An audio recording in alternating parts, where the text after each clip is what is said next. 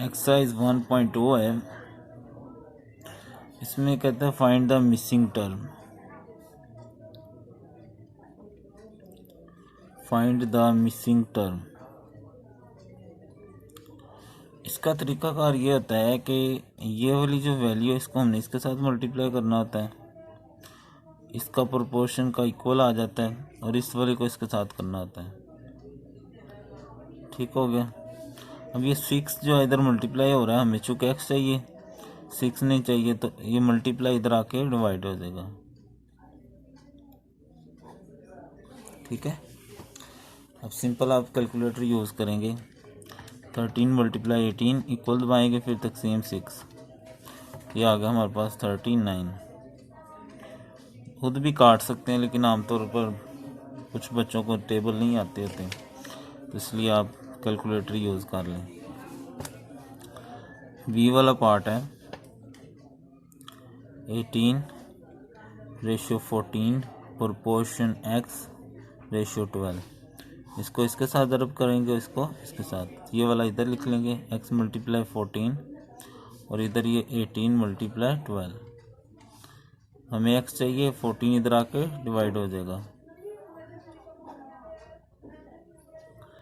तो simple calculator use करेंगे। 18 × 12 equal दबाएंगे तकसीम 14, तो ये आ जाएगा 15.428, और इसको राउंड करें तो ये 6 आ जाएगी। ठीक है जी। तो दूसरी तरह अगर लिखना हो तो उस तरह भी रेशो में भी लिखा जा सकता है। आगे सी वाला पार्ट है 16:48:8 XOMOA भी कोई मसला नहीं। ठीक है, इसको इसके साथ, इसको इसके साथ, ये 16m या मल्टीप्लाई m लिख सकते हैं, 48 × 8। तो हमें m चाहिए, 16 नहीं चाहिए, 16 इधर आकर डिवाइड हो जाएगा। कैलकुलेटर यूज़ कर लें। 48 × 8 इक्वल दबाएंगे तकसीम 16, ये आ गया 24।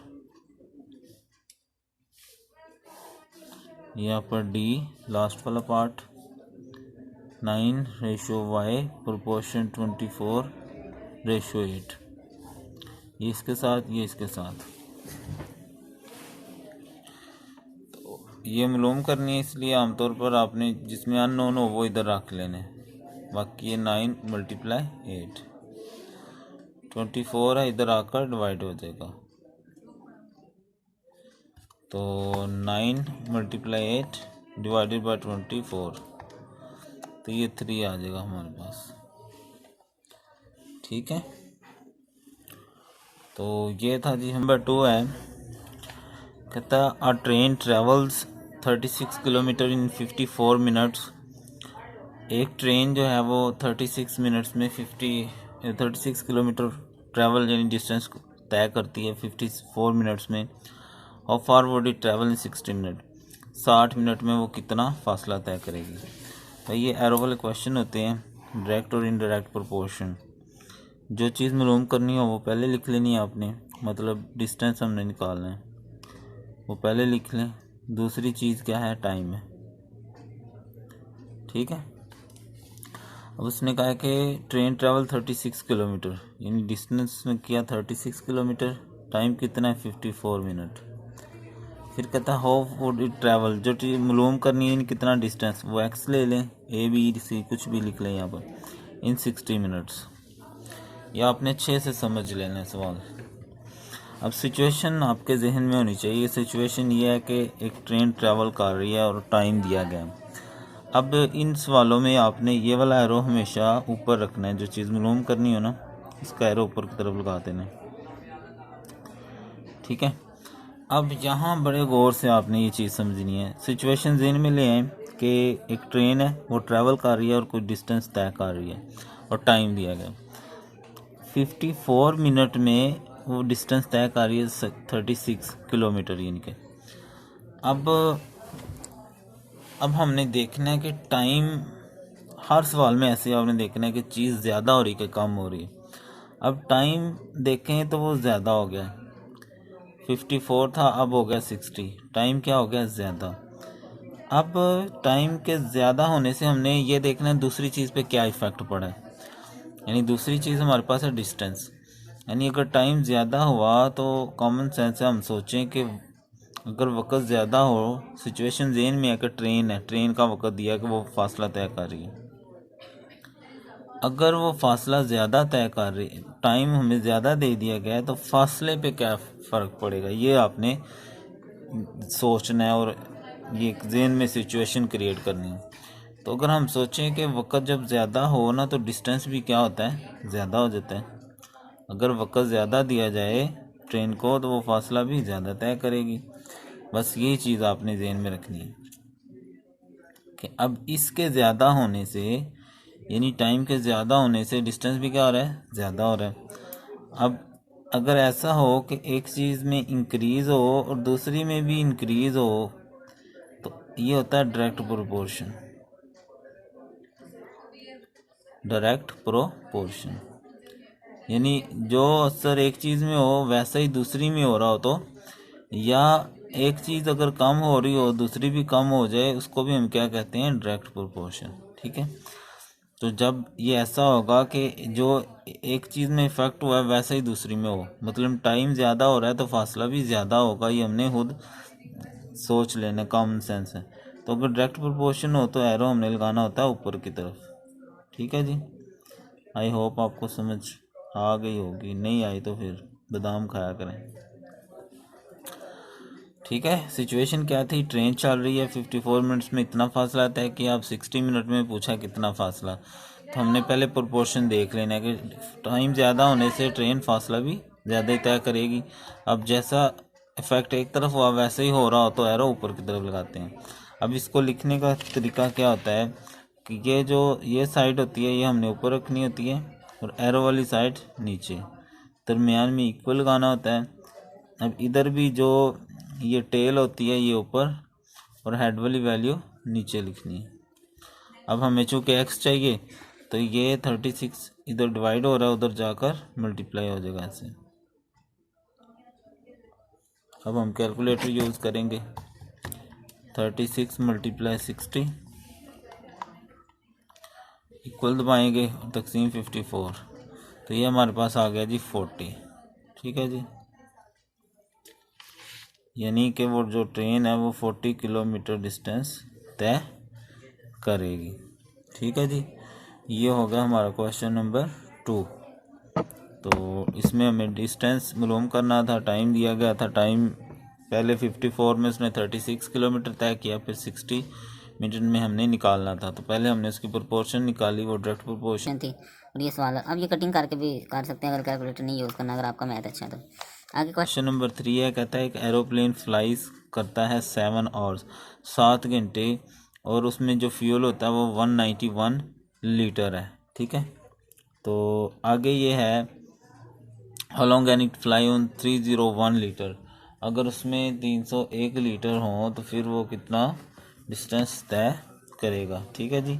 सिचुएशन ज़हन में बना लिया करें, फिर सवाल को करना बड़ा आसान हो जाता है। प्लेन है वो फ्लाई कर रहा है और उसका हमें पेट्रोल दिया गया है, पेट्रोल। तो क्वेश्चन नंबर 3 है, इसमें एक एरोप्लेन है, तो मालूम क्या करने,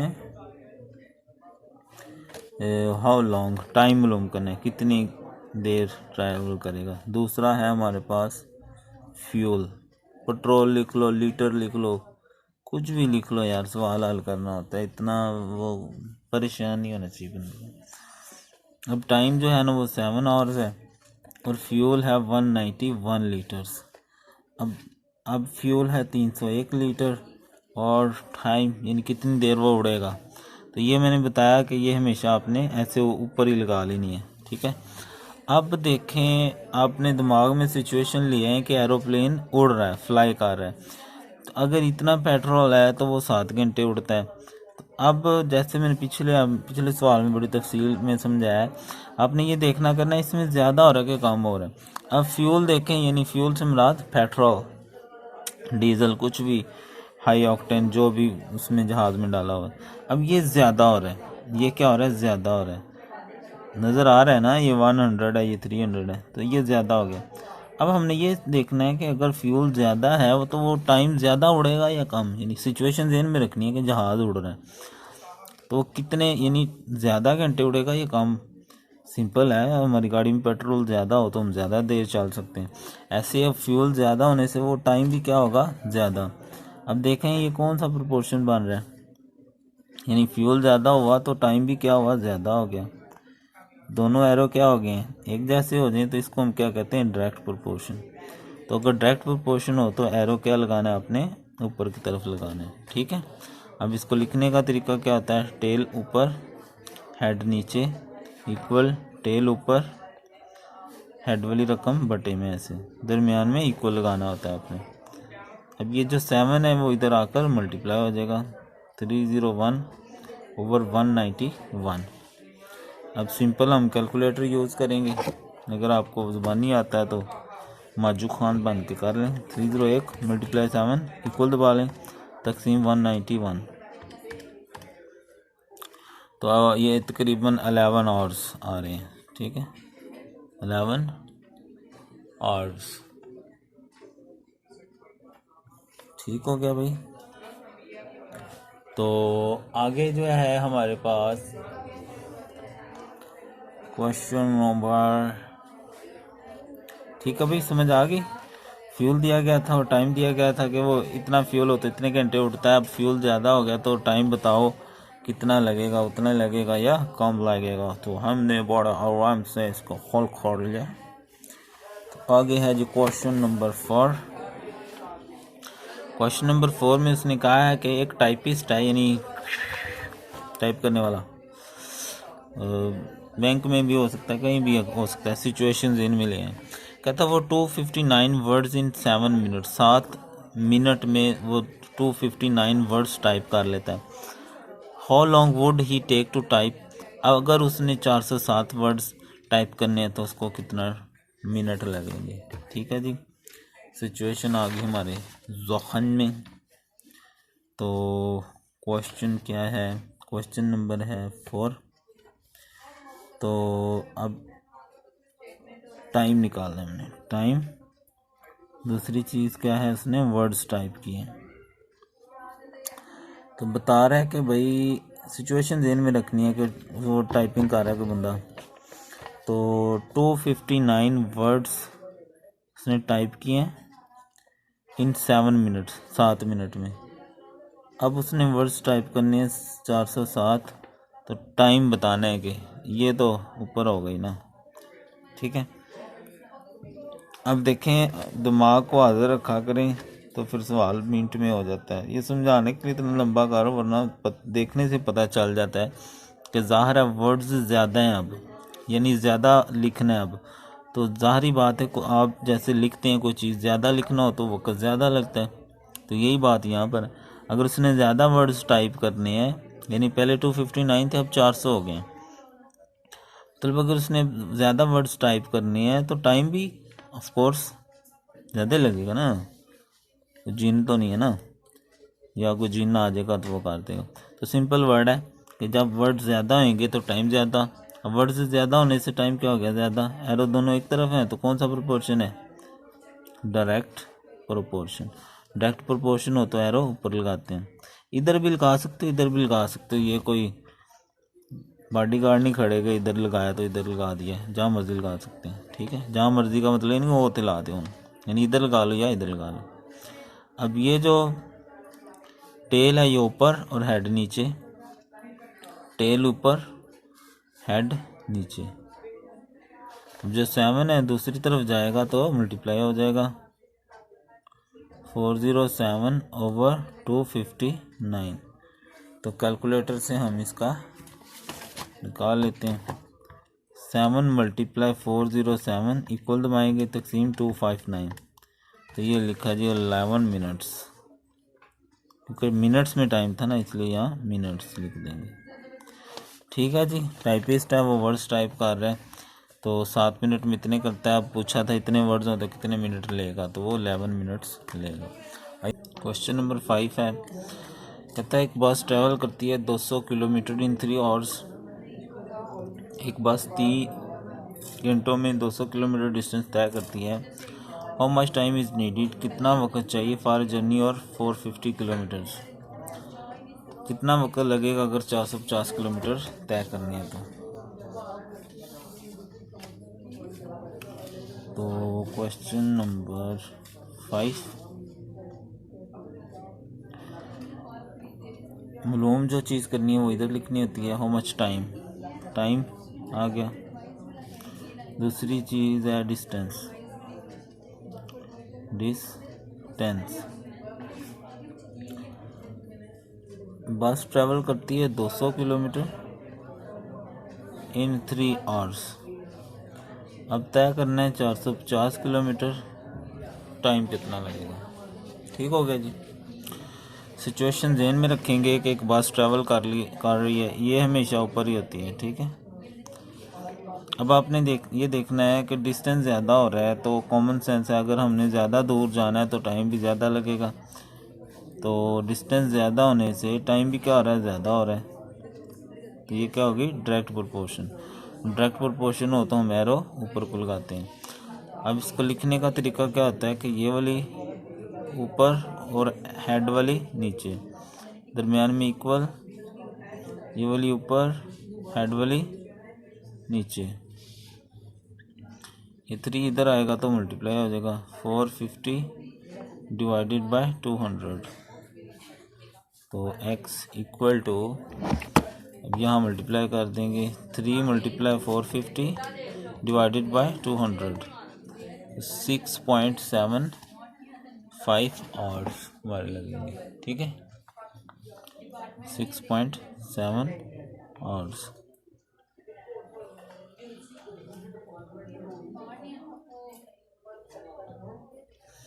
सिक्स आवर्स। और अब और ठीक है भाई, उसके बाद है, ठीक है जी, टाइम डिस्टेंस दिया था इतना टाइम लगता है, इतना डिस्टेंस में कितना टाइम लगेगा। तो डिस्टेंस ज़्यादा होने से टाइम भी ज़्यादा हो रहा है। सेम इफेक्ट हो तो डायरेक्ट प्रोपोर्शन होता है, तो एरो ऊपर लगाए जाएंगे। तो ये टेल ऊपर होती है, हेड नीचे, टेल ऊपर, हेड नीचे, और आगे सिंप्लीफिकेशन ही है, सिंपल। क्वेश्चन नंबर 6 है, कहता है train takes 5 hours to go from Lahore to Rawalpindi. Lahore से रावलपिंडी जाने में एक ट्रेन को 5 घंटे लगते हैं और उसकी स्पीड कितनी होती है, 80 kilometre per hour speed. How fast must the train to run, अगर 4 घंटों में वही फासला करना है तो कितना टाइम लगेगा। स्पीड चाहिए, तो जो चीज़ मालूम करनी है वो पहले लिखेंगे, स्पीड मालूम करनी है, और दूसरी चीज़ क्या है, टाइम। अब सिचुएशन ज़हन में रखना है कि एक ट्रेन जा रही है लाहौर से रावलपिंडी, तो कह रहा है कि उसको 5 घंटे लगते हैं अगर उसकी स्पीड कितनी हो, 80 किलोमीटर। अब कह रहा है कि 4 घंटों में जाना है तो कितनी स्पीड, तो ये एरो तो हमेशा ऊपर। सिचुएशन ज़हन में रखेंगे। ठीक है।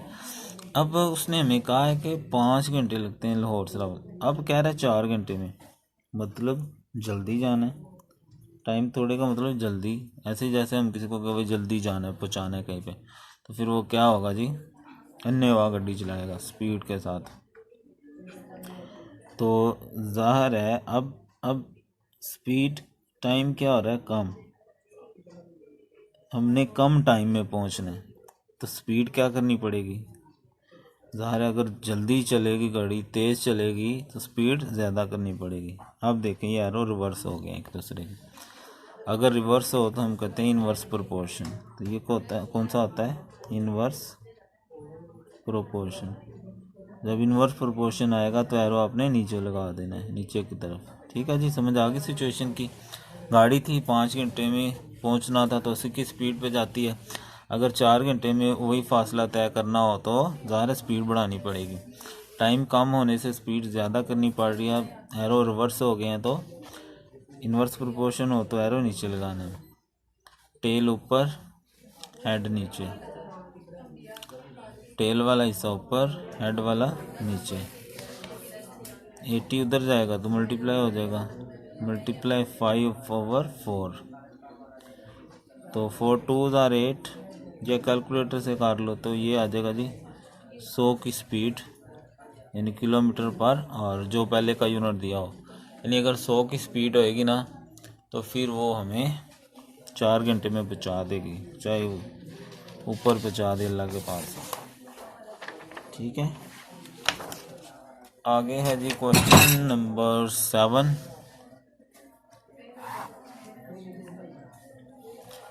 क्वेश्चन नंबर 7 जो है कहता है 55 man consume a certain provision in 77 days. कोई खाना शाना होगा, चावल रोटी कह लो, तो 77 डेज लगते हैं इनको। और man will consume the same, अगर उसको 121 डेज तक चलाना है तो कितने मैन चाहिए। तो जो चीज़ मालूम करनी है वो पहले लिखेंगे मैन, दूसरी है डेज। तो पहले हैं 55 मैन, तो वो जो कोई खाना शाना खा रहे हैं ना, सिचुएशन ज़हन में रखनी है, 77 डेज तक चलता है। अब ज़्यादा दिन चलाना है तो ये तो हमेशा ऊपर। अब सिचुएशन ज़हन में देखें जी कि इतने दिन अगर गुजारने हैं कोई खाना है तो इतने आदमी बड़े हैं। अब कह रहा है ज़्यादा दिन निकालो, दिन क्या हो गए ज़्यादा, दिन निकालने ज़्यादा, यानी अगर कोई चीज़ ऐसी है कि खाने वाली है और ज़्यादा दिन गुजारनी हो तो फिर आदमी हमें कम करने पड़ेंगे कि ज़्यादा करने पड़ेंगे। अगर तो आदमी ज़्यादा करेंगे तो वो ज़्यादा खाएंगे तो और दिन कम हो जाएंगे, लेकिन हमने ज़्यादा दिन निकालने हैं। ज़्यादा दिन निकालने हैं तो हमें कुछ आदमी अंदर से निकालने पड़ेंगे, आउट करने पड़ेंगे। तो ये सिचुएशन है सारी, यानी दिन ज़्यादा अगर निकालने हैं कोई खाना शाना जो भी है तो आदमी कम करने पड़ेंगे। तो अब ये ज़्यादा हो रही है और वो कम करनी पड़ रही है। तो अब फिर देखें ऊपर वाले सवाल की तरह ये इनवर्स प्रोपोर्शन होगी, क्योंकि एरो रिवर्स हो रहे हैं। तो इनवर्स प्रोपोर्शन हो तो एरो डाउन लगता है नीचे की तरफ। ठीक हो गया जी। तो ये ऊपर, हेड नीचे, टेल ऊपर, हेड नीचे। तो x 55 उधर जाएगा तो मल्टीप्लाई हो जाएगा, तो 55 मल्टीप्लाई 77 इक्वल दबाएंगे तो तकसीम 121, तो 35 मैन रह जाएंगे जी। यानी अगर 35 बंदे होंगे तो फिर वो 121 दिन वो जो कोई खाना शाना है ना वो खाते रहेंगे। ठीक है जी, समझ आ गई सिचुएशन की।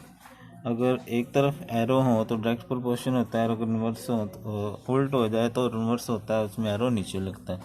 डायरेक्ट हो तो ऊपर लगाना है, इन्वर्स हो तो नीचे लगाना है। सिचुएशन ये थी कि 55 मैन 77 डेज को चीज़ खा सकते हैं, लेकिन अब कह रहे हैं ज़्यादा दिन निकालो तो हमें कुछ आदमी कम करने पड़ेंगे। ये ज़्यादा होने से वो कम हो रहा है तो रिवर्स हो गया आगे, सिंप्लीफिकेशन ये सब।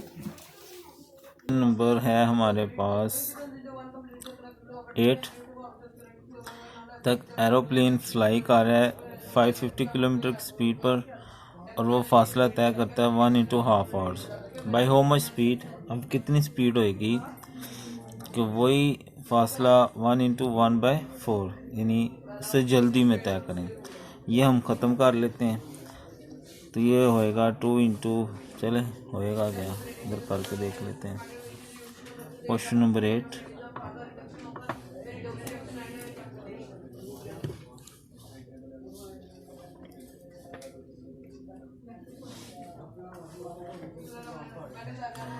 जो चीज़ मालूम करनी है वो है हमने स्पीड, वो इधर लिख देंगे। दूसरी चीज़ है जी टाइम। अब स्पीड है कहता है पहले 540 किलोमीटर, तो टाइम लिखता है 1/2, तो 2 1 2 और 1 3। ये हल कैसे करते हैं, 2 1 2 और 1 जमा करेंगे 3/2। कैलकुलेटर से कन्वर्ट कर लेते हैं ताकि आसानी हो जाए। 3/2 तो ये आ जाएगा 1.5, यानी 1.5 लगता है। अब जो कहता है टाइम है वो 1/1/4 है।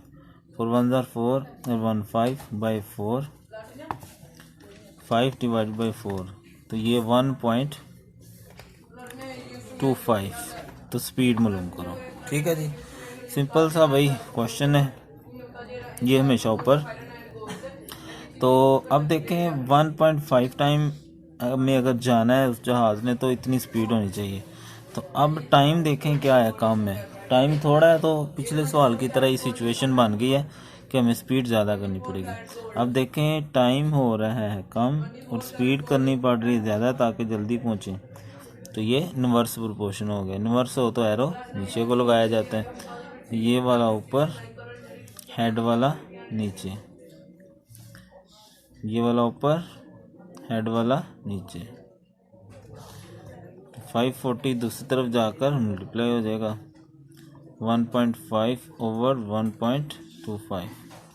कैलकुलेटर यूज़ करेंगे, 540 मल्टीप्लाई 1.5 इक्वल दबाएंगे तकसीम 1.25, ये आ जाएगा 648 की स्पीड हमें चाहिए, 648 की स्पीड।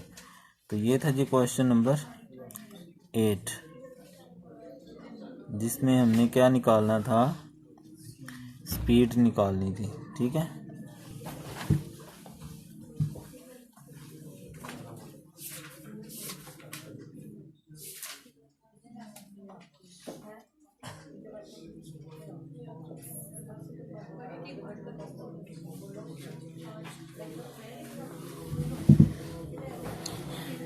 सवाल में हमें ये भी कहा गया है कि हाउ मच स्पीड इंक्रीज, और कितनी इंक्रीज करनी है। तो इंक्रीज निकालने के लिए हम क्या करेंगे, अगर हम गौर करें तो पहले स्पीड थी 540, तो इंक्रीज निकालने के लिए क्या है, ये आंसर आया। इसमें से पहले वाली स्पीड निकालेंगे तो हमारे पास इंक्रीज इन स्पीड आ जाएगा। ठीक है, यानी 540 से ऊपर 108 किलोमीटर पर आवर की स्पीड और करनी पड़ेगी, तो फिर जाकर वो टाइम कन्वर्ट होगा। यानी टोटल स्पीड तो ये बनेगी, लेकिन इंक्रीज इन स्पीड कैसे आएगा, आंसर में से जो शुरू वाली स्पीड थी वो निकालें। यानी असल में इतना इजाफा किया पहले वाली स्पीड में। ठीक है, तो ये एक एक्स्ट्रा इसमें आ जाएगा हमारे पास। ठीक है,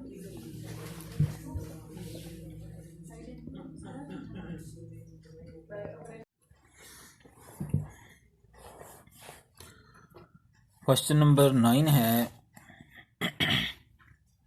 कहता है आर्मी फॉर्मेशन है, एक आर्मी की इनको यूनिट है, 900 मैन है इसमें, और उनके पास फूड का स्टॉक है 30 डेज़ के लिए। लेटर 150 मैन लीव, वो जो 900 है उनमें से 150 चले जाते हैं। फाइंड दी, फिर बताओ कि वो कितने दिन वो खाना चलेगा। ठीक है, तो क्वेश्चन नंबर 9 है,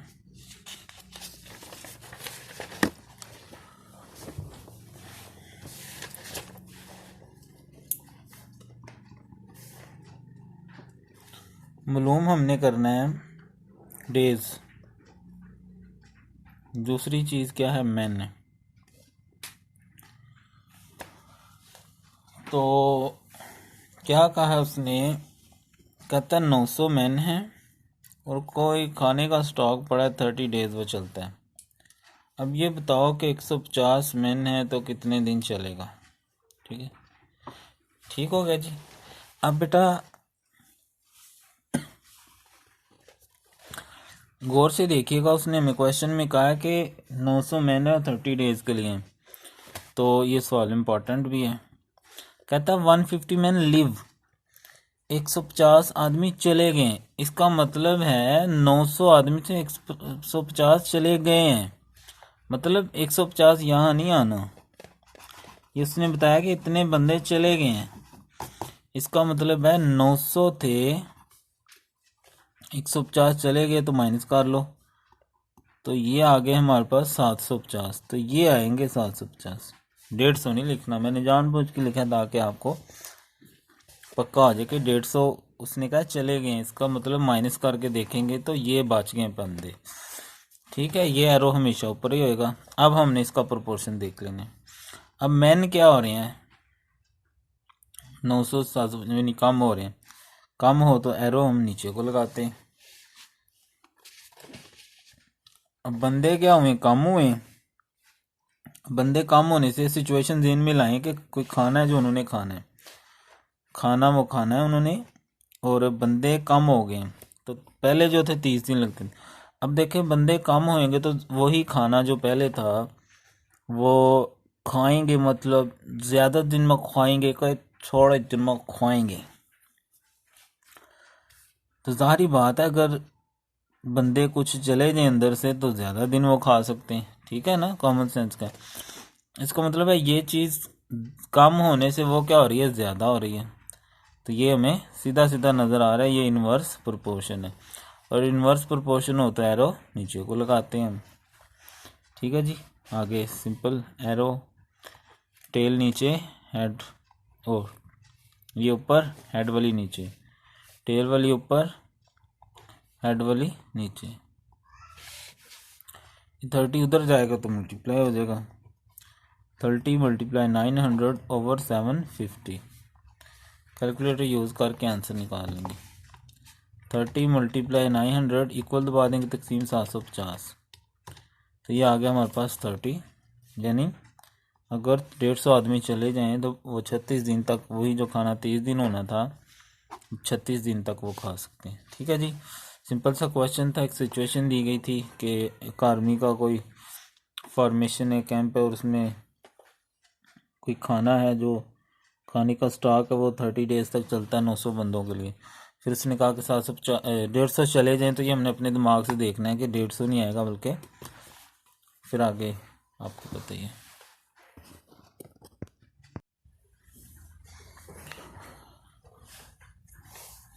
क्वेश्चन नंबर 10 है, diameter of a car wheel.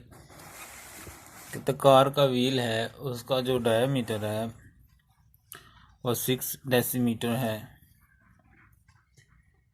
तो it complete a certain distance 100 revolutions. कोई हाथ के फासला उसने तय करना है तो वो 100 दफ़ा ऐसे एक घूमता है ना, एक रेवोल्यूशन होती है। In how many revolution will a truck wheel having a circumference.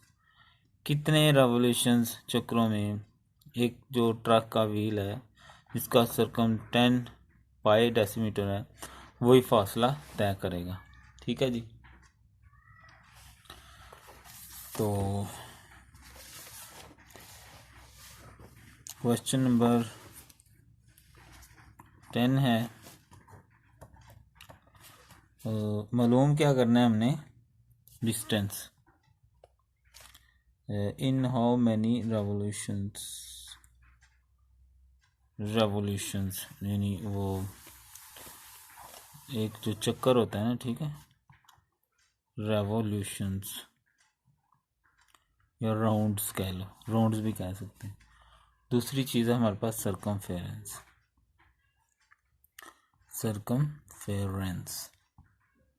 तो व्हील है वो 100 रेवोल्यूशन करता है। अब सरकमफेरेंस की पहले का भी निकाल लेते, C = 2 पाई R होता है हमारे पास, ठीक है, पाई R। अब उसने हमें दिया हुआ है डायामीटर, तो डायामीटर डायामीटर होता है 2R के बराबर, ठीक है। डायामीटर D बराबर होता है 2R।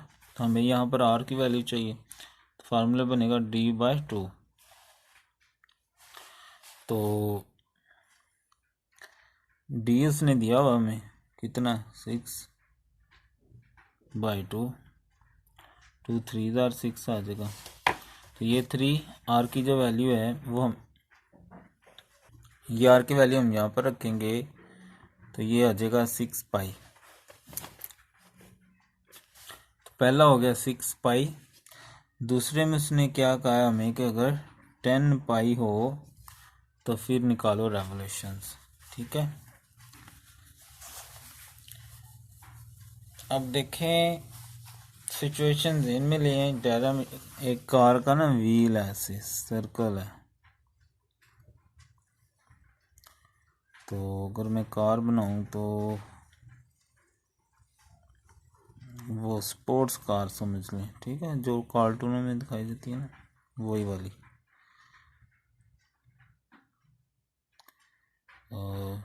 चलो ये आ गया इंजन, चलो कार बन गई है। डायामीटर है 6 decimetre cube. It complete 100 revolution में करता है। In how many revolution will the truck having circumference, तो हमेशा हमने ऊपर ही लगाना होता है। ये सर्कमफेरेंस है 6, यानी समझ लो कि ये सर्कल था इतना। अब जो हम लेना है वो बड़ा है और डिस्टेंस चेंज नहीं हुआ। अब ज़ाहिर है अगर वो बड़ा व्हील है तो वो थोड़ी रेवोल्यूशंस लेगा, यानी जल्दी फासला तय करेगा ना। जैसे देखो ना, ये छोटा बच्चा है एक, वो फासला तय करने में ज़्यादा टाइम लेगा, और जो बड़ा बच्चा है उसका टांगें बड़ी हैं तो वो बड़ा डिस्टेंस। सेम ऐसे ही है कि 6 वाले में ज़्यादा राउंड वो घूमता है। अब बड़ा सर्कल हो जाएगा, बड़ा टायर हो गया, ट्रक आ गया, पहले कार थी अब ट्रक आ गई है, तो ट्रक ज़ाहिर है जल्दी पहुंचेगा क्योंकि उसका व्हील बड़ा है। तो अब ये तो हो गया ज़्यादा, तो वो जो राउंड्स थे उसने वो घूमना था वो हो जाएगा कम। ये क्या हो गया हमारे पास, इन्वर्स प्रोपोर्शन। इन्वर्स में एरो क्या होता है, नीचे लगाते हैं हम। ठीक हो गया जी।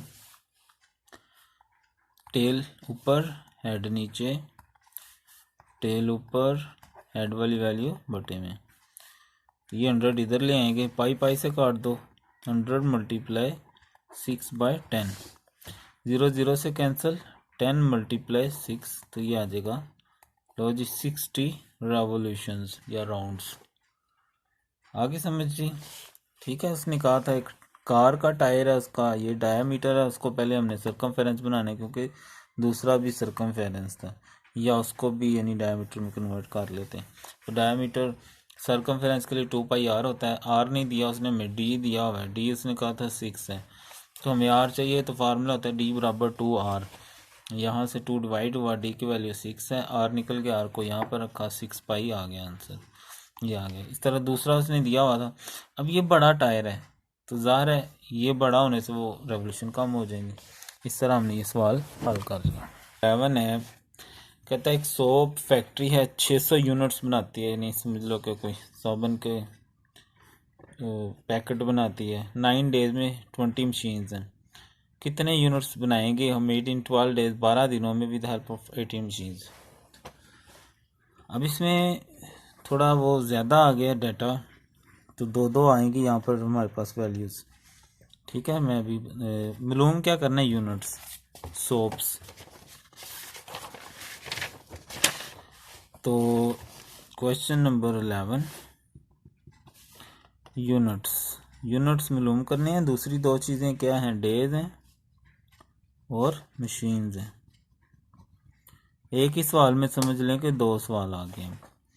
तो कहता है 600 यूनिट्स बनाती है 9 डेज में 20 मशीन्स, कितने यूनिट्स बनाएंगे 12 दिनों में 18 मशीनें। लेकिन जी सिचुएशन जेन में रखनी है कि साबुन बनाने वाली फैक्ट्री है। पहले एक चीज़ पे हाथ रख लें, मेरे पास ये चीज़ है मैंने ये रख ली। अब देखें 9 दिन हो तो इतने यूनिट्स बनते हैं, यानी साबुन बनाते हैं। अब दिन देखें ज़्यादा हो रहे हैं कि कम हो रहे हैं, ये हो गए हमारे पास ज़्यादा। ये ज़्यादा होने से अब जेन में लाएं कि साबुन है ये 9 दिनों में 600 साबुन बनाते हैं, तो 12 दिनों में ज़्यादा बनेंगे या कम। ऑफ कोर्स ज़्यादा दिन होंगे तो ज़्यादा साबुन बन जाएंगे। अब ये क्या हो रहा है, ज़्यादा, और साबुन भी क्या हो रहे हैं ज़्यादा, तो एरो दोनों एक तरफ हो गए, तो डायरेक्ट प्रोपोर्शन में एरो ऊपर लगाया जाता है ऐसे। ठीक है, ये समझे, एक सवाल था। अब इसको इसके ऊपर रखें, अब इसका मुआवजा करें। सिचुएशन वही है, साबुन बनाने। 20 मशीनें हो तो 20 मशीनें हो तो कितना बनता है, 20 मशीनें हो तो 600 साबुन बनते हैं। तो 18 मशीनें हो तो जारी बात है, यानी अगर मशीनें ज़्यादा होंगी तो कम होंगी तो साबुन भी कम बनेगा ना। ठीक है, 20 मशीनें हो तो 600 साबुन बनते हैं, 18 होंगी तो। अब देखें मशीनें कम होने से यूनिट्स भी क्या होंगे, कम। ये पहला केस अभी आया है, एक चीज़ के कम होने से दूसरी। लेकिन ये आपने याद रखना है, एरो दोनों तरफ एक ही तरफ है, अब चाहे ऊपर एक तरफ हो चाहे नीचे एक तरफ हो, हमने ये डायरेक्ट प्रोपोर्शन होता है, एरो ऊपर लगाना होता है। ठीक है जी, ये लाके तो बच्चों का खेल है। ये हम ऊपर, ये वाली नीचे, आगे बराबर लगाना होता है। 12 ऊपर, एरो नीचे। अब एक और आ गई ना तो दरमियान में मल्टीप्लाई आ जाएगा। टेल ऊपर, हेड नीचे। 600 उधर जाएगा तो मल्टीप्लाई होगा।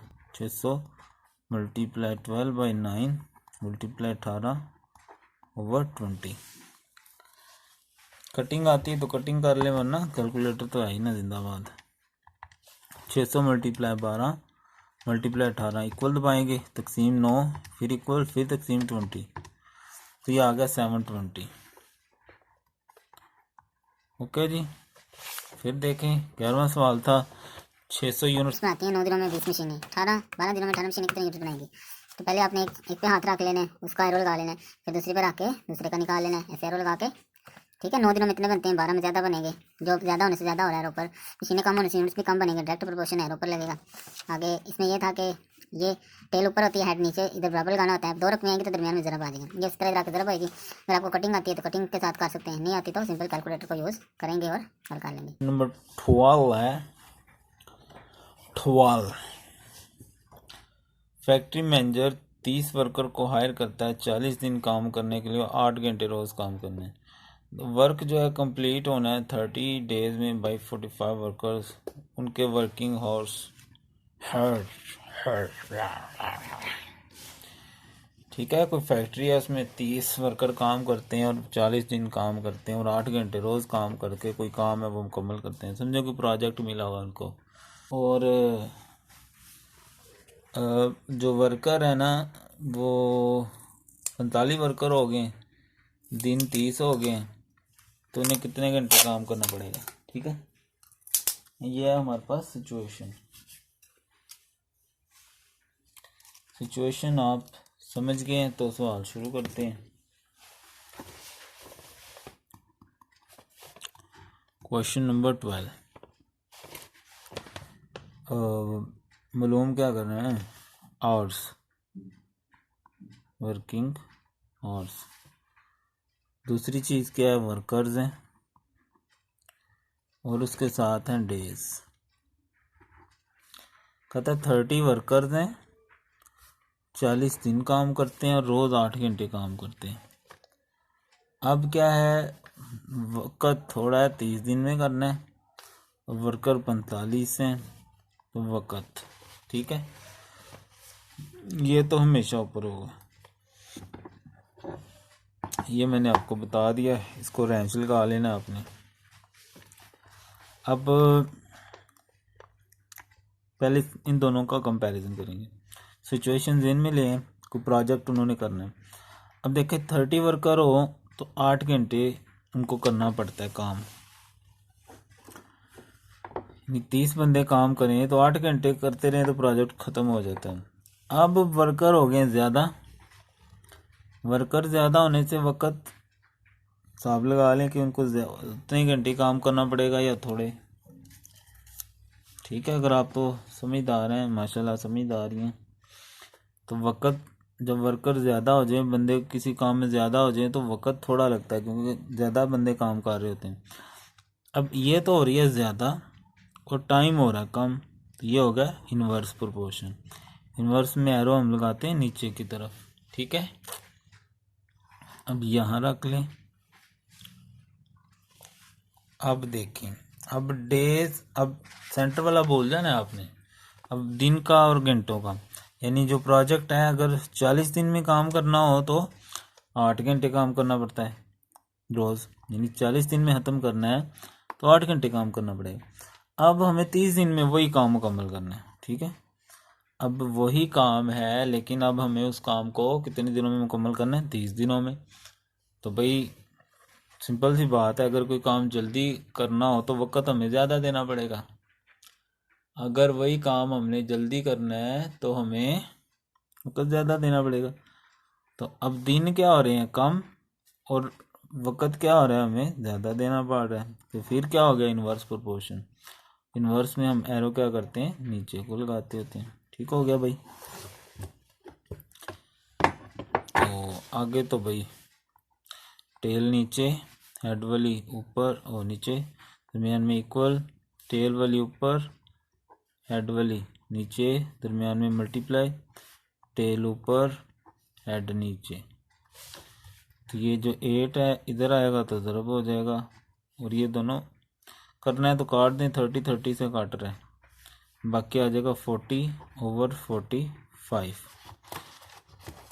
अगर आता है तो कर लो, वरना कैलकुलेटर तो जिंदाबाद। 40 × 8 तकसीम 45, ये तकरीबन 7 हमारे पास आंसर आ रहा है। 7.11 लिख लो, 7.11 आवर्स। ठीक है जी, I think, I hope you understand the question. I love. ठीक है, तो सिचुएशन दोबारा देख लें। कोई प्रोजेक्ट था, 8 घंटे काम कर रहे थे बंदे, 30 वर्कर्स थे, 40 दिन काम करते हैं। अब 30 दिनों में वही काम करना है, 45 वर्कर है, कितने घंटे काम करना पड़ेगा। तो इसको हल करने का तरीका ये होता है कि आपने पहले एक चीज़ का कंपैरिजन करना है। पहले हमने वर्कर्स का किया कि 30 वर्कर्स हो तो 8 घंटे काम करते हैं, 45 होंगे तो ज़ाहिर है थोड़ी टाइम लगेगा, तो इन्वर्स था एरो नीचे। अब 40 दिन में करना हो तो 8 घंटे लगते हैं, 30 में करना हो, दिन देखें ज़्यादा कम हो गया ना, तो एरो इन्वर्स होने की वजह से एरो नीचे आ जाएगा। इस तरह हमने ये क्वेश्चन नंबर 12 भी हल कर लिया। क्वेश्चन नंबर 13 है, पता ए मैनेजर, एक मैनेजर है, plans to produce 200 units with the help of 15 person working 8 hours daily. 50 person की मदद से 8 घंटे रोज़ काम करके वो 200 यूनिट्स बनाना चाहता है। ठीक है,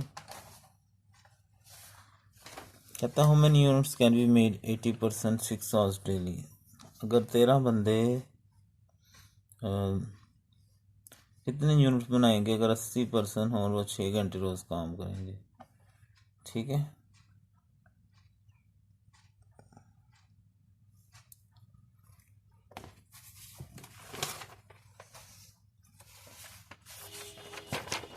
डायरेक्ट और इन्वर्स रिलेशन हम पढ़ रहे हैं क्वेश्चंस के अंदर। तो जो चीज़ मालूम करनी है वो हमने पहले लिखनी होती है।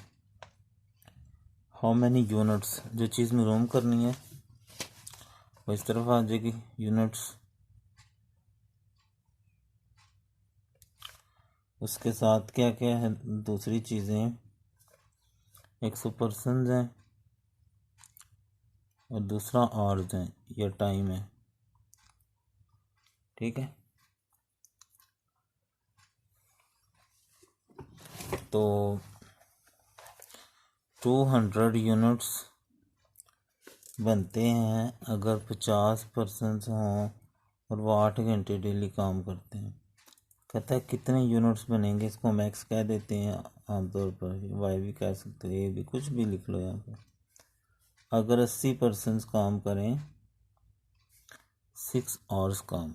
ठीक है, तो मैंने बताया था इसको आपने सिचुएशन को ज़हन में रख लेना है, यानी उन्होंने कोई यूनिट्स बनाने हैं और फिर इसको कंपैरिजन करना होता है कि एक चीज़ के इंक्रीज से दूसरी पे क्या इफ़ेक्ट पड़ता है। अगर तो दोनों का इफ़ेक्ट सेम हो फिर डायरेक्ट प्रोपोर्शन होता है, अगर एक दूसरे का उल्टा होता है इन्वर्स होता है। अब 50% है तो 200 यूनिट्स बनते हैं। अब ये देखना है कि इंक्रीज हुआ है कि डिक्रीज। अब पर्सन हुए इंक्रीज, ठीक है, पर्सन हो गए इंक्रीज। अब हमने सवाल की सिचुएशन को ज़हन में रखना है कि वो चीज़ बना रहे हैं। अब बंदे ज़्यादा होने से कोई भी चीज़ है, यूनिट से मुराद होता है कोई भी चीज़, तो वो ज़्यादा होगी या कम हो जाएगी, बस ये आपने देखना। तो ऑफ कोर्स जब बंदे ज़्यादा हों तो जो चीज़ बन रही है वो ज़्यादा बनती है, तो ये बस हमने देखना था। अब देखें एरो दोनों एक तरफ है तो ये था डायरेक्ट रिलेशन। डायरेक्ट रिलेशन में एरो ऊपर लगाना होता है और ये तो वैसे ही हमेशा ऊपर लगाना है आपने जो मालूम करना होता है। अब इसको छोड़ देंगे, इस पे आ जाएंगे, उसको भूल जाना आपने। अगर 8 आवर्स काम करें तो 200 यूनिट्स बनते हैं। अब टाइम क्या हो गया जी, कम हो गया।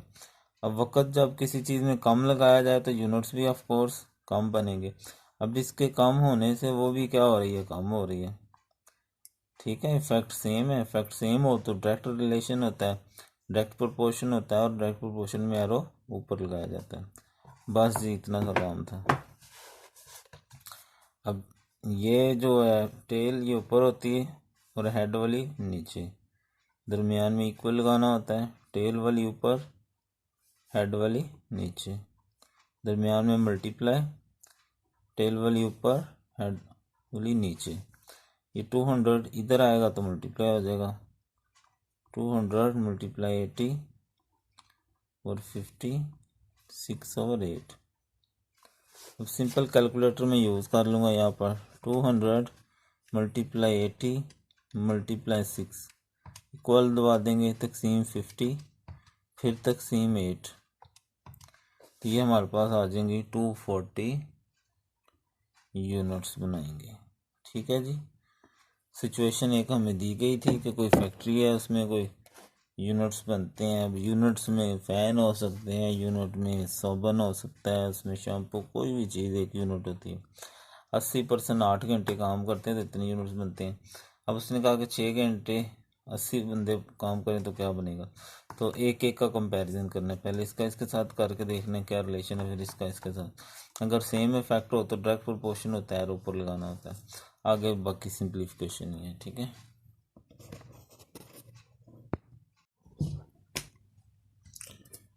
क्वेश्चन नंबर 14 है। कहता 14 worker can dig a trench. Trench कहते हैं गड़ा। उन्होंने कोई गड़ा खोदना है, 630 मीटर, 18 दिन लगते हैं। अगर 770 बंदे मीटर लगाना हो 28 दिनों में, तो उसी रेट पे, मतलब नंबर 14 है।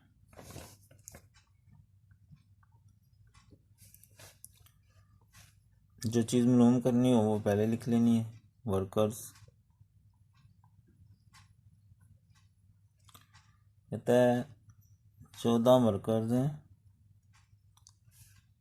आगे लेंथ है जी उसकी ट्रेंच की 630 मीटर, और तीसरी चीज़ जो है वो डेज है। ये आगे पीछे कर सकते हैं, लेकिन ये कोशिश करें हमेशा पहले लिखें।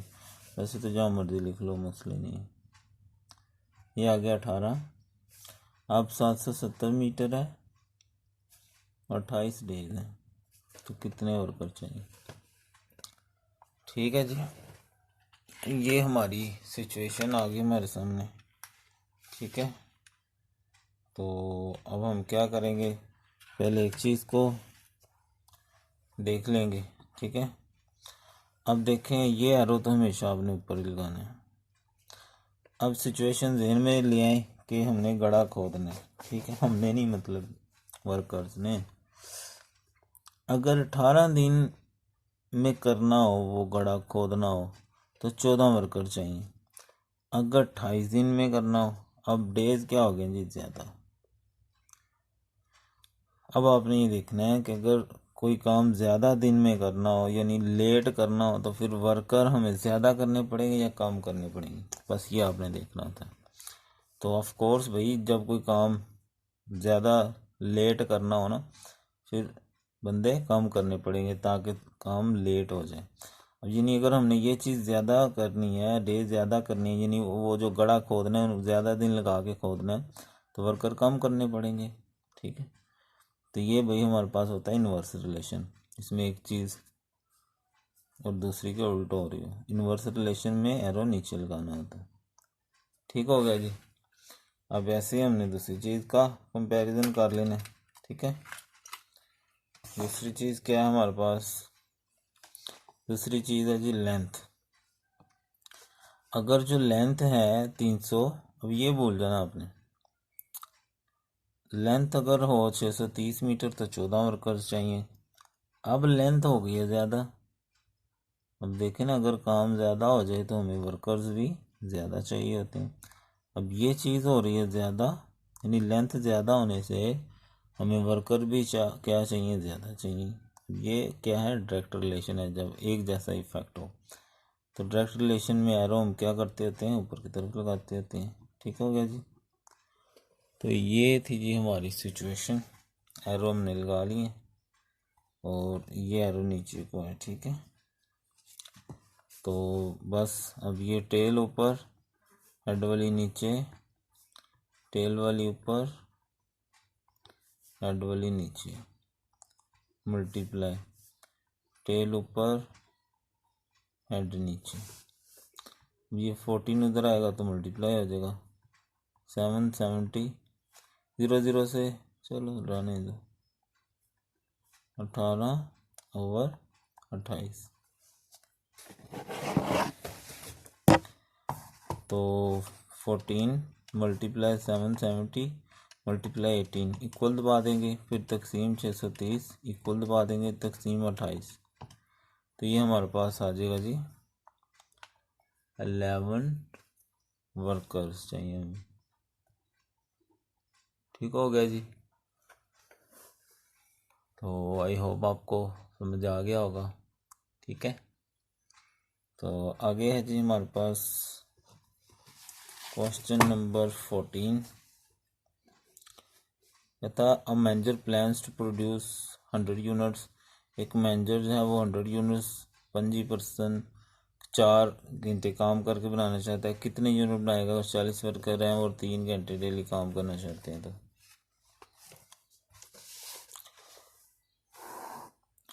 अब जो चीज़ हमने मालूम करनी है इस क्वेश्चन में वो पहले लिख लेंगे, यूनिट्स। ठीक है, यूनिट्स हमने मालूम करने हैं।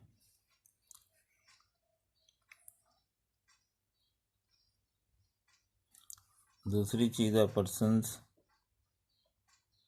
और आगे है आवर्स या टाइम। 100 यूनिट्स बनाते हैं, 25% है, 4 घंटे काम करते हैं। कितने यूनिट्स बनाएंगे? 40% है, 3 घंटे काम करने में। ये एरो तो हमेशा ऊपर ही होता है। ठीक है, अब ऐसे एक पे रख लेंगे। ठीक है, अगर 25% हों, अब सिचुएशन ध्यान में ले आए कि उन्होंने यूनिट्स बनाने हैं। यूनिट से मुराद पेंसिलें भी हो सकती हैं, साबुन भी हो सकता है, शैम्पू, कोई भी चीज़ हो सकती है, मोबाइल भी हो सकते हैं। 25% है तो 100 यूनिट्स बना सकते हैं। अब 40% हो तो अब पर्सन इंक्रीज हो गए ना। अब ज़ाहिर बात है अगर बंदे ज़्यादा हों तो वो ज़्यादा मोबाइल बनाएंगे, ज़्यादा पेंसिलें। यूनिट से मुराद कोई भी चीज़ हो सकती है ना, यानी इसके ज़्यादा होने से यूनिट्स भी क्या हो जाएंगे? ज़्यादा। तो ये क्या होगा जी? डायरेक्ट रिलेशन, क्योंकि एक जैसी हैं रो।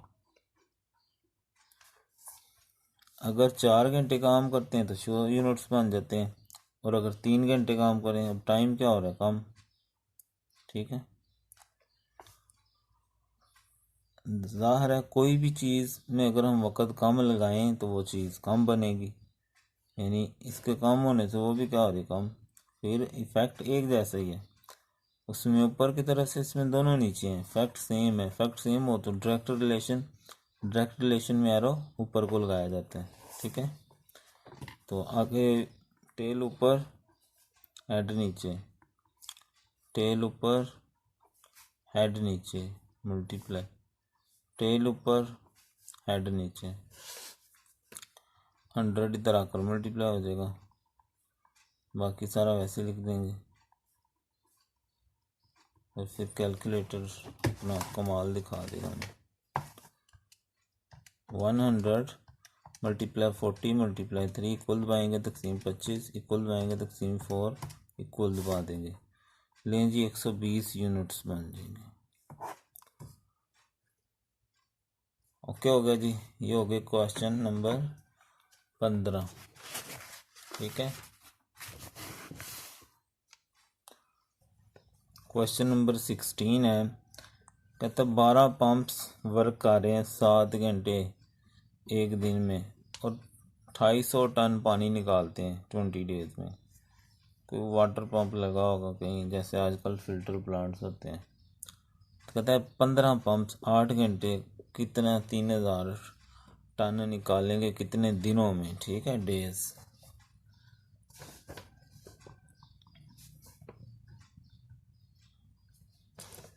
तो डेज मालूम करने वो पहले लिख लेंगे। बाकी चीज़ें क्या हैं? पंप्स हैं, यहाँ तरतीब जो मर्ज़ी रखें, पहला कोशिश करें जो मालूम करना वो लिखें। उसके बाद टाइम है जी आवर्स और टन है। टन से मुराद ये क्वांटिटी होती है जी। 12 पंप्स हैं, 7 घंटे काम करते हैं और 250 टन। अब देखिए इसमें एक और का इजाफा हो गया, पहले एक वाला किया हमने, फिर 2 वाला, अब 3 वाला हो गया। अब 20 दिन, 15 pumps, how many days, 8 hours और 3000 टन। तो जी सिचुएशन आपने जहन में रखनी है। सिचुएशन ये है कि हमने क्या करना है जी, हमने निकालना है, वाटर निकालना है। ठीक है, सिचुएशन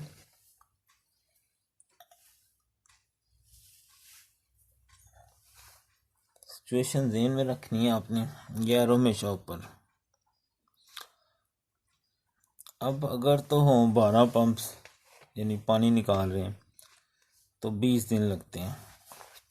अब पंप हो गए ज़्यादा, ये एरो लगाए ना ऊपर, ठीक है। सिचुएशन जहन में रख के फिर ये एरो होगा। 12 पंप्स हो तो 20 दिन लगते हैं, यानी वो कोई पानी निकाल रहे हैं। अगर पंप्स हो गए ज़्यादा, अब आप खुद सोचें, पंप से मुराद कोई मशीन समझ लगा ले। अगर मशीनें ज़्यादा हो जाएं तो दिन क्या हो जाएंगे, मतलब ज़्यादा मशीनें काम करने लग जाएंगी ना तो दिन कम लगेंगे। यानी पंप्स ज़्यादा होने से हमारे दिन क्या हो जाएंगे, कम। लेकिन जी एरो ऑपोजिट हो गए हैं तो ये होता है इन्वर्स रिलेशन। इन्वर्स रिलेशन में एरो क्या होता है, नीचे लगाया जाता है। अब ये इसके ऊपर ले आए। फिर सिचुएशन जेन में अगर 7 घंटे काम करती हैं तो 20 दिन लगते हैं, यानी वो कोई पानी निकाल रहे हैं। अब 8 घंटे काम करें,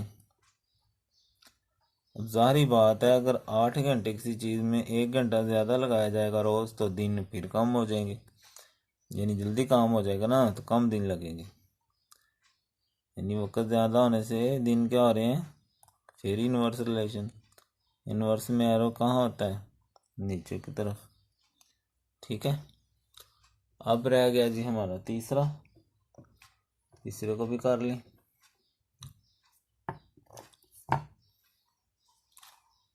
अब तीसरा ये है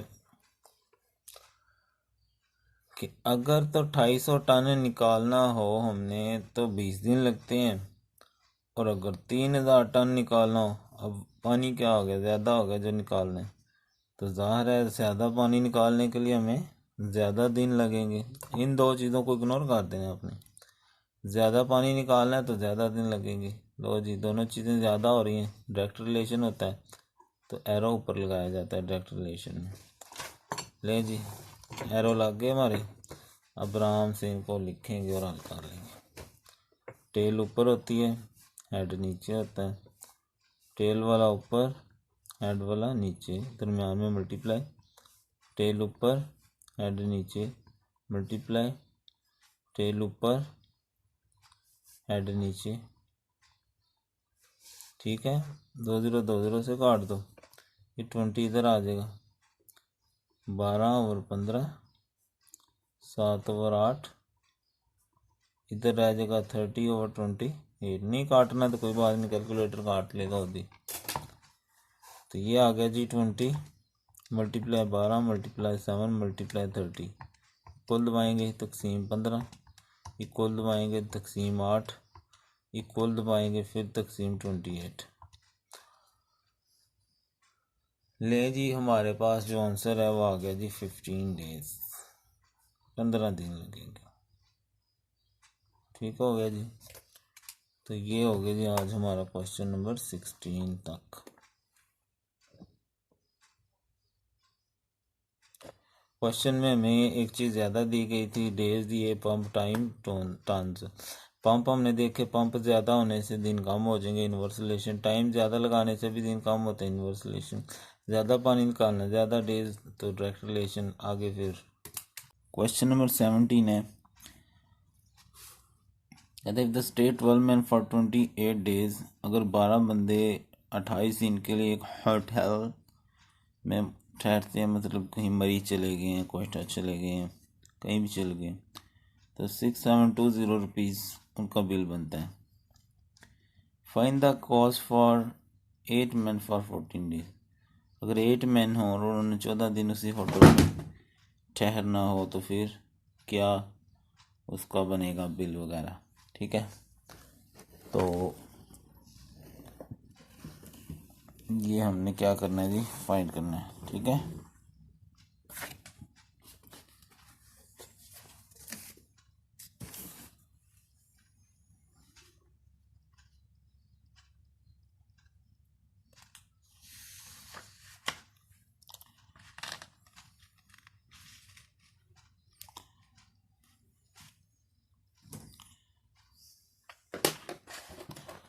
तो जो चीज़ मालूम करनी हो वो हमने पहले लिखनी होती है।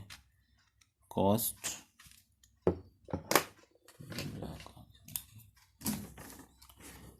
हमने मालूम करनी है। दूसरी दो चीज़ें क्या हैं जी, एक तो मैन है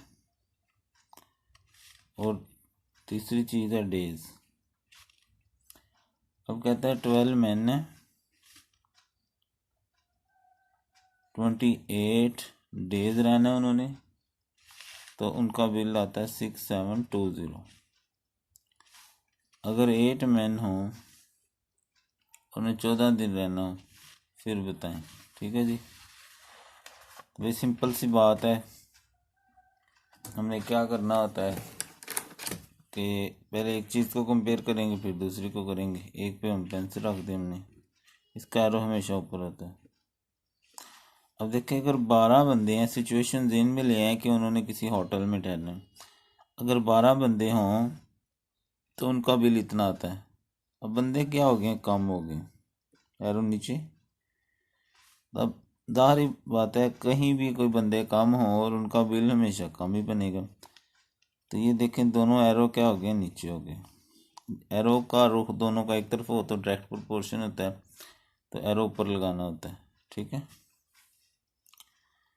अब अगर 28 दिन रहना हो, दिन होटल में रह रहे हैं ना, तो इतना बिल आएगा। 14 दिन रहना हो तो अब दिन कम हो रहे हैं, तो अगर हम कहीं कम दिन रहेंगे तो बिल भी कम ही बनेगा। ठीक है, फिर एरो एक तरफ है, डायरेक्ट प्रोपोर्शन एरो ऊपर को लगाएंगे। बस एरो लग जाए फिर तो कोई मसला नहीं होता। ये टेल वाला ऊपर लिखना होता है और हेड वाला हमने नीचे लिखना होता है। 6720 इक्वल टेल ऊपर हेड नीचे मल्टीप्लाई टेल ऊपर हेड नीचे, ये उधर जाकर मल्टीप्लाई हो जाएगा। 6720 मल्टीप्लाई 8/12। ये काट सकते हैं 14 1 14 20। नहीं काटना तो कोई बात नहीं, कैलकुलेटर से आंसर निकल जाएगा।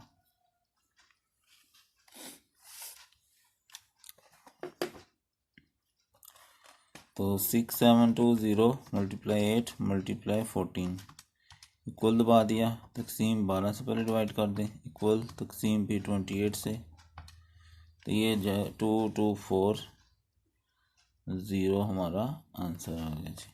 ठीक है जी, किसी होटल में 12 बंदे थे 28 दिन के लिए, तो उनका इतना बिल बना था। उसने पूछा अगर 8 महीनों 14 दिनों के लिए फिर कितना बिल बनेगा। तो हमने सिंपली क्या किया, हमने देखा कि मैन कम होने से बिल कम बनता है, दोनों का सेम इफेक्ट है तो एरो ऊपर लग गया। फिर 28 दिन के लिए इतना बिल है तो ज़ाहिर 14 डेज के लिए कम बिल बनेगा, तो फिर सेम इफेक्ट की वजह से एरो ऊपर लगा। आगे फिर सिंप्लीफिकेशन है। क्वेश्चन नंबर 18 है, 14 cows consume 630 kg of hay, घास भूसा वगैरह जो चारा पट्ठे कह लो, 18 दिन में वो इतना खा जाती हैं। How many cows will eat 7 hay in 28 at the same rate. ठीक है, काउज मालूम करने हैं।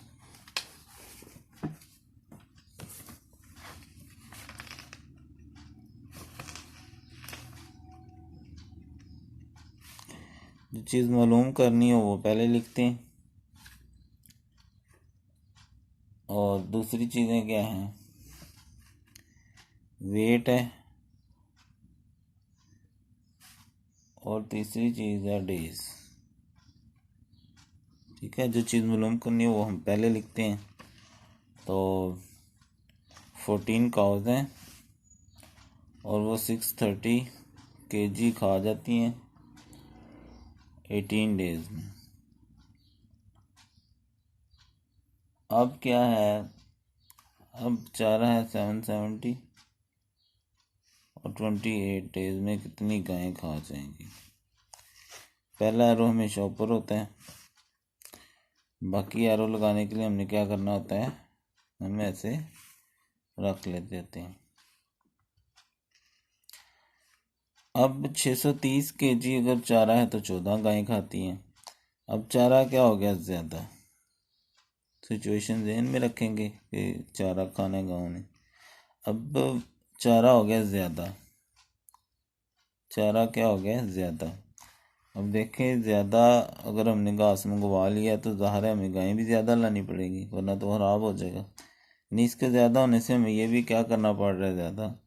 देखिए सेम इफ़ेक्ट हो गया, एरो एक तरफ हैं दोनों, एक तरफ हो तो हम यहाँ एरो क्या करते हैं, ऊपर को लगा देते हैं।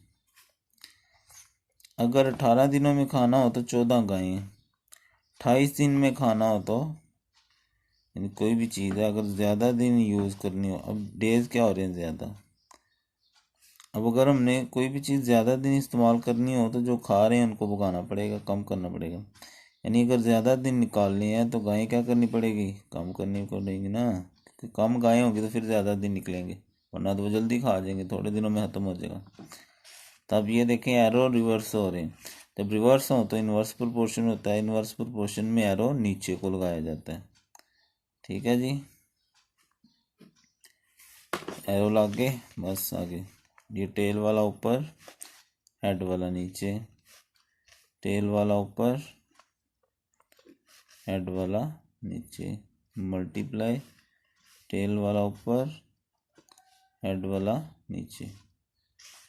ये 14 है, उधर आएगा तो मल्टीप्लाई हो जाएगा, 14 मल्टीप्लाई 7, ये 0 0 से काट दो, 77 ओवर 63, ये 18 ओवर 28। कैलकुलेटर यूज़ करेंगे, 14 मल्टीप्लाई 77 मल्टीप्लाई 18 इक्वल दबा देंगे, तकसीम 63, फिर इक्वल तकसीम 28, ले जी 11 डेज। ठीक है, 11 काउज। ले जी, ये था हमारा क्वेश्चन नंबर 18, जिसमें उसने कहा कि 14 गायें हैं हमारी 630 kg चारा खाती हैं 18 दिनों में। अगर 770 kg चारा और 28 दिन में खाना हो फिर कितनी गायें चाहिए। तो इस तरह देखा, अगर ज़्यादा चारा आ गया तो ज़्यादा गायें चाहिए, डायरेक्ट प्रोपोर्शन एरो ऊपर। ज़्यादा दिन खाना है तो गायें कम करनी पड़ेगी, ये ज़्यादा हो रहा है वो कम होएगा तो एरो नीचे लगाया जाता है। और फिर आगे सिंपलीफिकेशन नंबर 19 है। अब रेशो वाले ख़त्म हो गए, मतलब सिंपल जो थे। अब हमें कह रहा है कि divide ₹7,500 among 3 partner ABC। 17,500 rupees हैं वो ABC 3 पार्टनर्स हैं, उनमें डिवाइड करते हैं। तो उनका जो प्रोपोर्शन आपस में AB का 4-3 है और BC का 6-8 है। ठीक है, तो पहले हमें ये करना है कि इन तीनों का एक वो बना लेना रेशो, फिर सम ऑफ रेशो। पीछे हमने इस तरह के सवाल किए हैं, बड़े आसानी से हो जाएंगे। ठीक है जी, क्वेश्चन नंबर 19 हम कर लेंगे।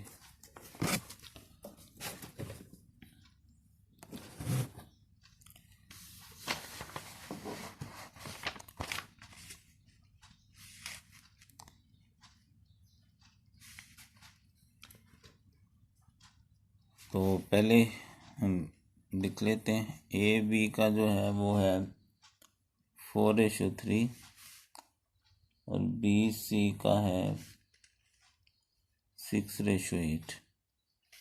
इकट्ठा जब करेंगे तो A:B:C,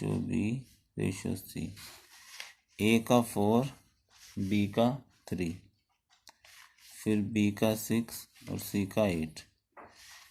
छोटी क्लासों का सवाल है 6-7 का। इसको इसके साथ मल्टीप्लाई करेंगे, 4 6 ज़ार 24, रेशो इसको इसके साथ 6 3 ज़ार 18, और फिर 3 8 ज़ार ये इसके साथ 24। सेम टेबल से कटिंग होती है तो काट दें। 2 1 ज़ार 2, 2 2 ज़ार 4, 2 9 ज़ार 18, 2 1 2 2 4। 3 के टेबल से 3 4 ज़ार 12, 3 3 ज़ार 9, 3 4 ज़ार 12। ये आ गई हमारी रेशो। उसके बाद हमने सम ऑफ रेशो निकाल लेना। सम ऑफ रेशो 4 + 3 + 4, तो ये आ गया 11। ठीक है, तो रेशो भी आ गया, रेशो का सम भी आ गया। जो अमाउंट डिस्ट्रीब्यूट करनी है वो भी लिख लेते हैं। अमाउंट वो है 17,500।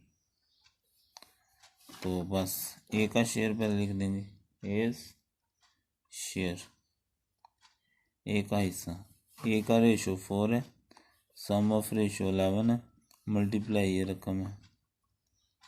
ऐसे बी का शेयर, बी के लिए रेशो 3 है, बटा सम ऑफ रेशो 11 है, मल्टीप्लाई रकम क्या है 17,500। उसके बाद सी का शेयर, सी के लिए भी 4 है, ओवर 11, सम ऑफ रेशो जो होता है मल्टीप्लाई जो रकम डिवाइड करनी हो। मैं पहले का जवाब पहले निकाल लेता हूँ। तो 4 × 17,500 इक्वल दबाएंगे तकसीम 11, तो ये आ गया जी 6363 पॉइंट, आगे भी 4 रकमें लिख लो। ये तीसरी रकम भी यही है, तो मैं यही जवाब इधर भी लिख देता हूँ 636364। फिर सेंटर वाली 3 × 17,500 इक्वल दबाएंगे तकसीम 11, तो यह आ जाएगा 4772.7, और अगर राउंड करेंगे तो ये 3 हो जाएगी। ले जी, इसने में ये रेशो दी कि ए बी का रेशो ये है, बी सी का रेशो ये है। तो क्या करो कि ये उनका प्रॉफिट है, अमाउंट है, डिवाइड करनी है। उसके पहले हमें इन तीनों का एक रेशो बनाना पड़ेगा। ए बी सी लिख लिया, पहले ये ए बी की आ गई, फिर बी सी की आ गई। इसको इससे ज़रब करके ये, फिर इसको इससे ज़रब किया ये, फिर इसको इससे किया ये आ गया। फिर इनको सेम टेबल से कटिंग की, पहले 2 के टेबल से तीनों आ गए, फिर 3 के टेबल से आ गए। ये रेशो आ गई, सम ऑफ रेशो निकाल लिया। अब अमाउंट है, अब हल करने का तरीका होता है, पहली रकम लिखें बटा सम ऑफ रेशो लिखें, उनका जो आया होता है ज़रब जो अमाउंट करनी है। ऐसे दूसरी तीसरी का कर लेंगे और ये हमारे पास रिक्वायर्ड आंसर आ जाएंगे। आगे जो क्वेश्चन नंबर 20 है वो भी इसी तरह का ही है। कहता है the parameter of triangle, parameter ये है, इन पैरामीटर होता है पूरी जो ट्राइंगल है ना, उसका मुकम्मल जो साइड्स का होता है, उनकी लेंथ की साइड निकालो। अगर ए बी का ये है, बी सी का ये है, सेम वही पैटर्न हम फॉलो करेंगे।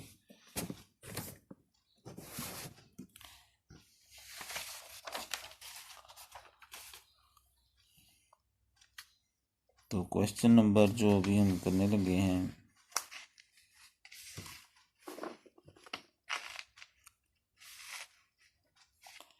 वो है जी 20।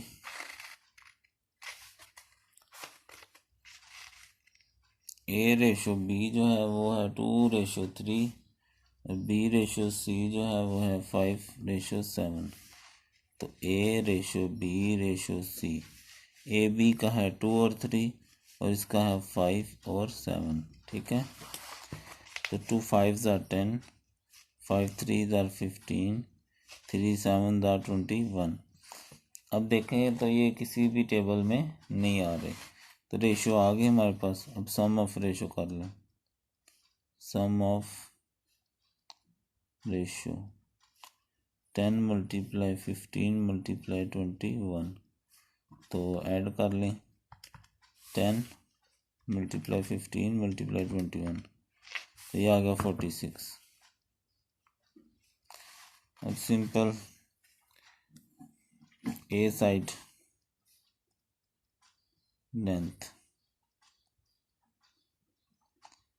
पहली जो ए के लिए है 10 बटा सम ऑफ रेशो 46 मल्टीप्लाई जो पैरामीटर है, पैरामीटर वो मैंने लिखा ही नहीं, अभी लिख लो, ये शुरू में लिख लो, कोई बात नहीं, इतना मसला नहीं होता। ये है 2 to 5, तो 2 to 5 मल्टीप्लाई 10 इक्वल दबाएंगे, तकसीम फिर 46, तो ये आ गया तकरीबन, राउंड करें ना अगर हम इसको, तो ये 49 तकरीबन बन जाएगा, नहीं तो 48.913 लिख दें। ओके, ऐसे बी साइड की लेंथ, अब स्मॉल बी है तो इसको स्मॉल ए कर दो, क्योंकि उसने स्मॉल वर्ड्स यूज़ किए हुए हैं। ठीक है, बी साइड, यहाँ ये स्मॉल ए आ जाएगा, बी साइड लेंथ। अब बी के लिए जो है वो 15 है, बटा सम ऑफ रेशो 46 है, साइड क्या है 2 to 5, इक्वल लगा देंगे आगे, 2 to 5 मल्टीप्लाई 15, ये 15 मल्टीप्लाई 25 बात एक ही है, डिवाइड 46, तो ये आ गया जी 73.369, ये राउंड करेंगे तो ये भी 6 हो जाएगा। आमतौर पर पॉइंट के बाद 4 रकमें भी लिखी जाती हैं, आप जितनी मर्जी लिखें।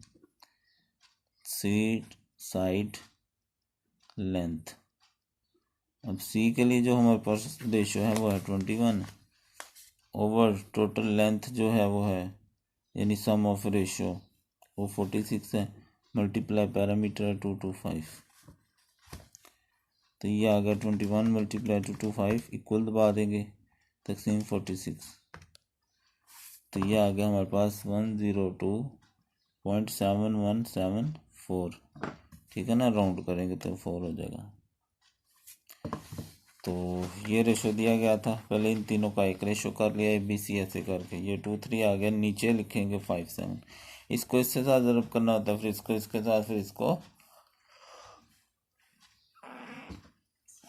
अगर सेम टेबल में आते हो तो कटिंग कर लेनी है, नहीं आ रहे तो कोई ज़बरदस्ती नहीं करनी, ऐसे छोड़ देना, और फिर सम ऑफ रेशो ले लेने हैं, फिर पहला रेशो बटा सम ऑफ रेशो मल्टीप्लाई जो भी रकम डिवाइड करनी हो, ठीक है।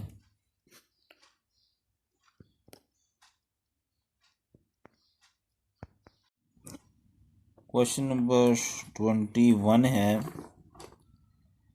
कहता है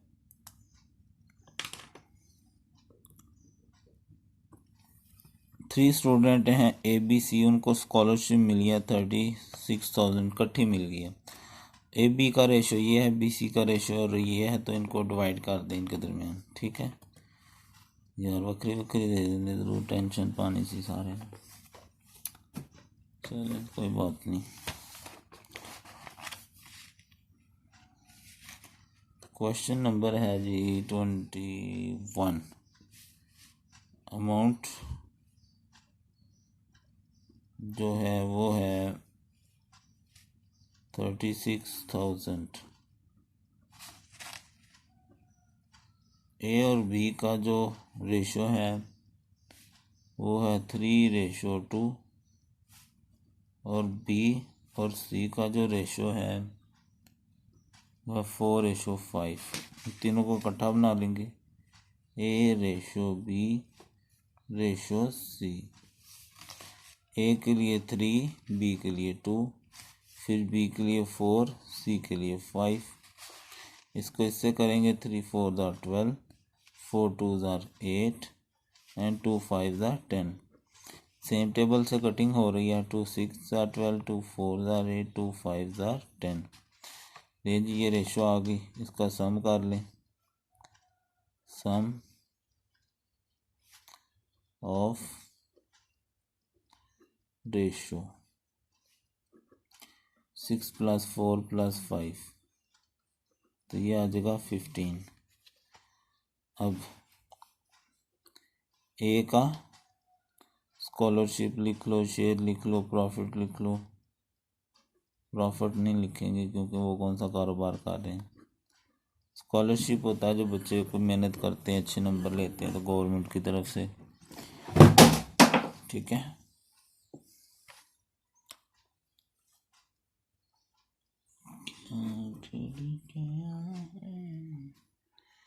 पहली आ गई 6 15 मल्टीप्लाई जो प्रॉफिट है 3600 ओह 1000, तो ये आ जाएगा जी 6 मल्टीप्लाई 3600,000 इक्वल दबाएंगे तकसीम 15, तो ये आ गया जी 14,400। इसी तरह बी का स्कॉलरशिप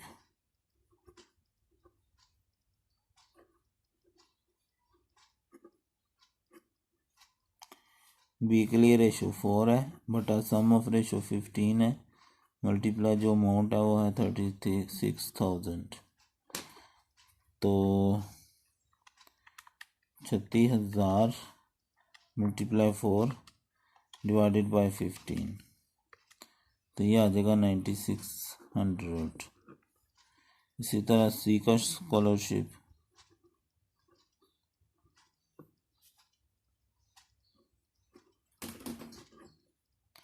सी के लिए 5 है तीसरी ओवर 15 मल्टीप्लाई 36,000 मल्टीप्लाई 5 इक्वल दबाएंगे तकसीम 15, ये आ गया जी तीसरे को 12,000 रुपये।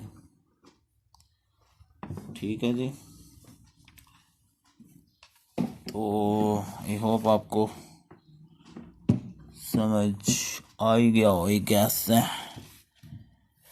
तो दोबारा देख लें। 3 स्टूडेंट्स से उनको स्कॉलरशिप मिला 36,000 का, ए बी का रेशो ये है, बी सी का हमने इन तीनों को इकट्ठा कर लिया। कैसे किया है, पहले ए बी को लिखा फिर बी सी का नीचे आ गया, इसको इससे ज़रूर करना होता है, इसको इससे और यहाँ लिखना होता है। फिर सेम टेबल में आते हैं तो कटिंग कर लें, फिर सम ऑफ रेशो निकाल लें और इस तरह ओके।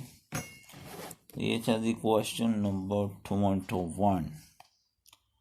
अभी हम करेंगे क्वेश्चन नंबर 22।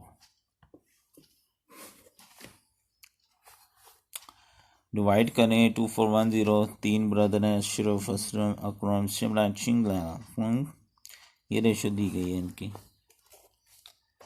तो रेशो में मालूम है तो सवाल हल करना कोई मसला ही नहीं है हमारा। लो जी क्वेश्चन नंबर 22। तो पहले दिया हुआ असलम लिखेंगे, फिर रेशो अशरफ, फिर रेशो अकरम।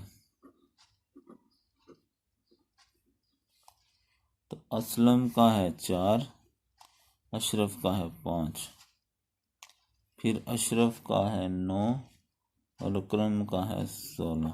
ठीक हो गई, इसको इससे ज़रब करें, 4 9 36, 4 9 36, फिर इसको इससे 9 5 45, 9 5 45, फिर 16 5 80 होता है।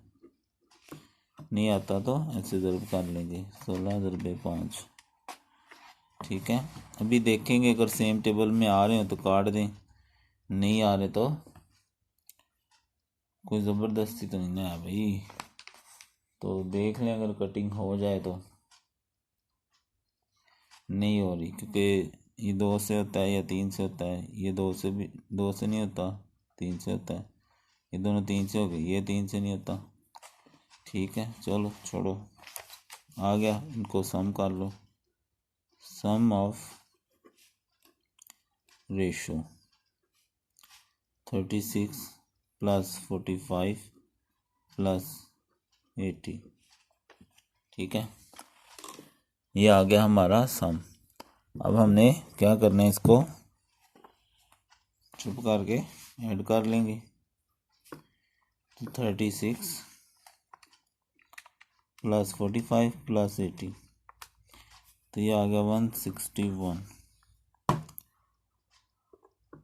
तो आगे क्या करना है हमने, पहला चूँकि असलम है तो असलम का पहले शेयर निकलेगा, असलम शेयर या चलो अब पहली है 36 बटा टोटल है 161 मल्टीप्लाई जो रेशो है मतलब जो प्रॉफिट था उनका अमाउंट वो लिख लें यहाँ पर।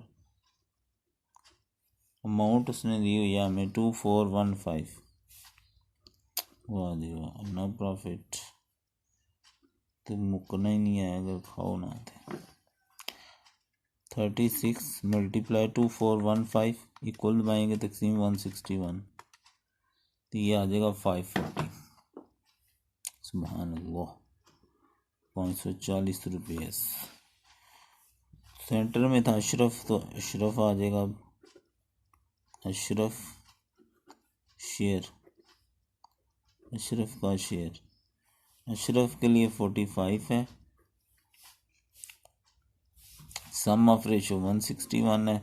Multiply 24 and 15 you know, and this is we multiply 45 multiply 2415 equal दबा दिया तकसीम 161 तो ये आ गया हमारे पास आवाज दवास लोर पिंजर 65675।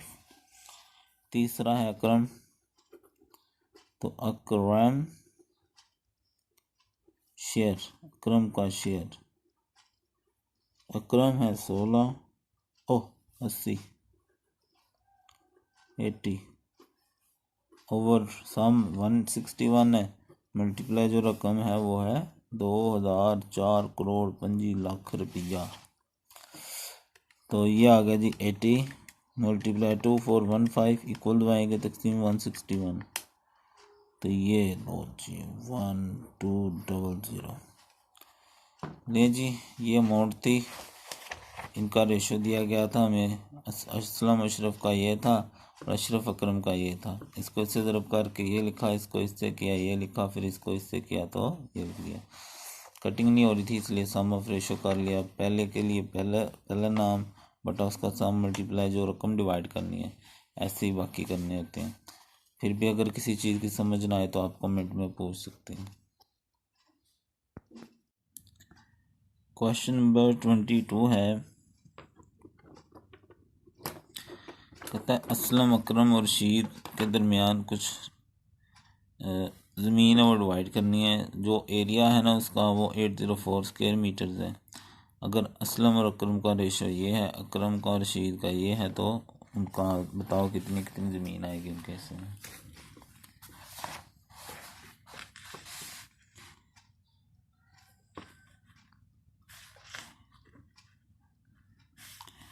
तो पहला जो रेशो दिया गया है वो असलम और अकरम का है। असलम और अकरम, असलम का 7 है और अकरम का 4 है। और फिर अकरम का और रशीद का है तो आगे बस रशीद लिख लें। रशीद, अकरम के लिए 5 है और अरशद रशीद के लिए 3 है। वैसे हमारे गुजरांवाला के रशीद दही बल्ले बड़े मशहूर हैं। 7 5 35, 5 4 20, 4 3 12। ठीक है जी, इसको इससे करना होता है, फिर इसको इससे, फिर इसको इससे, ये आ जाएगा। अब अगर कटिंग होती है सेम टेबल से किसी तरह तो करें, नहीं होती तो छोड़ दें। उसके बाद सम ऑफ रेशो कर लें। Sum of ratio, sum of ratio में हमें क्या करना है, इन तीनों को ऐड कर लेना है। 35 + 20 + 12, तो इनको ऐड कर लें तो 60 कर ही लो यार, 35 + 20 + 12 तो ये 67 आ गया। ठीक है, अब पहला जो है और जो लैंड है ना वो भी लिख लें। लैंड कितनी है, 804 स्क्वायर मीटर्स। ठीक है, आज डेट क्या है भाई, 29 है आज। 03। तो सबसे पहले असलम है, असलम्स शेयर या असलम को जो ज़मीन मिलेगी, असलम के लिए है 35 बटा सम ऑफ रेशो है 67 मल्टीप्लाई जो ज़मीन है ना वो 804 है टोटल।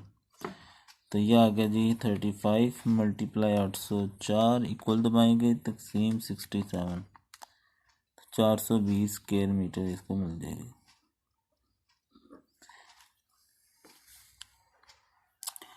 दूसरा है जी अक्रम्स